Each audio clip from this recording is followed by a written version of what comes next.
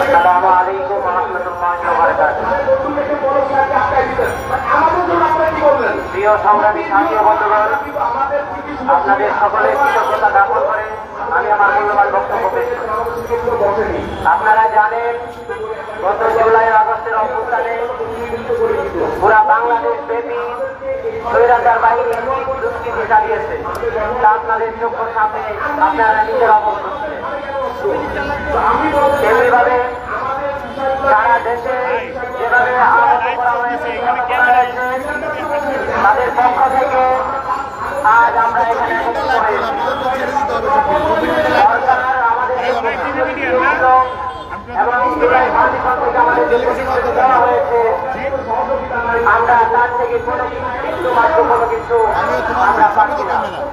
সুতরাং আমি সরকারকে আহ্বান জানাবো এবং জুলাই ফাউন্ডেশনকে আহ্বান জানাবো, জুলাই গণঅভ্যুত্থানে যারা শহীদ এবং নিহত পরিবার হয়েছে, নিহত এবং আহত পরিবারকে আপনাদের যে প্রতিশ্রুতি ছিল, সেই প্রতিশ্রুতি যথাযথ কার্যকর করার জন্য আহ্বান জানাবো। এবং আমি বলব, আমার আসলে 5ই আগস্ট সারাদিন ব্যাপী যে নির্যাতন চালানো হচ্ছে, আপনারা দেখেছেন আশুলিয়া থানার সামনে অনেক আহত নিহত করা হয়েছে। আমি সেখানে উপস্থিত ছিলাম এবং আমি নিজেও একজন আহত ব্যক্তি হিসাবে তাদের পক্ষ থেকে আজকে আমি এখানে আসছি। আমার এলাকা ভাদাইল থেকে অনেক আহত হয়েছে, কিন্তু আজ পর্যন্ত তারা সরকারি কোনো অনুদান বা সরকার যে প্রতিশ্রুতি দিয়েছে তার থেকে কোনো কিছু গ্রহণযোগ্যতা তারা পায়নি। আমি আশা করব এই আমাদের এই কথাগুলো আমল নিয়ে, সরকার আমল নিয়ে যেন বৈষম্য বিরোধী ছাত্র আন্দোলন যারা আহত হয়েছেন তাদের যথার্থ ব্যবস্থা নেওয়া হবে। এই বলে আমি আমার সংক্ষিপ্ত বক্তব্য শেষ করছি। বাকি দাওয়াত আলহামদুলিল্লাহ।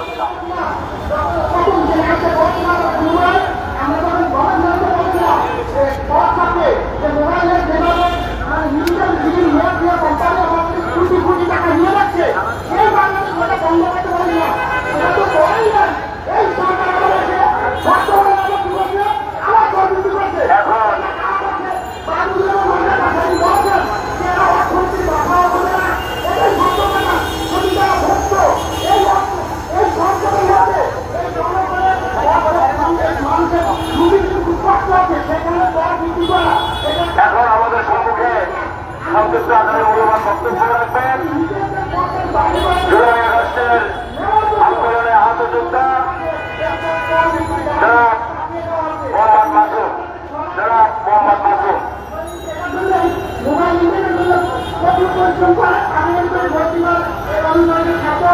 আহত যোদ্ধাগণ, আমরা যখন জুলাই বিপ্লবে তাকে সারা দিয়ে রাস্তায় নামি, তখন আমাদের কয়েকটা কথা ছিল, গুরুত্বপূর্ণ একটা স্লোগান ছিল মেধা লাভ করতা। আমরা তখন সবাই মেধার জন্য উত্তর হয়ে উঠেছিলাম, কিন্তু আমরা বর্তমানে দেখতে পাচ্ছি যে আমাদের এখানে মেধার চেয়ে কথাকে বেশি গুরুত্ব দেওয়া হচ্ছে। আর এই কারণে যারা মেধাবী তাদের গুরুত্ব না দিয়ে কথাকে এত পরিমাণে গুরুত্ব দেওয়া হচ্ছে যে যখন তখন যাকে ইচ্ছে তাকে উপদেষ্টা বানানো হচ্ছে এবং যখন তখন যা ইচ্ছে তাই সিদ্ধান্ত নেওয়া হচ্ছে।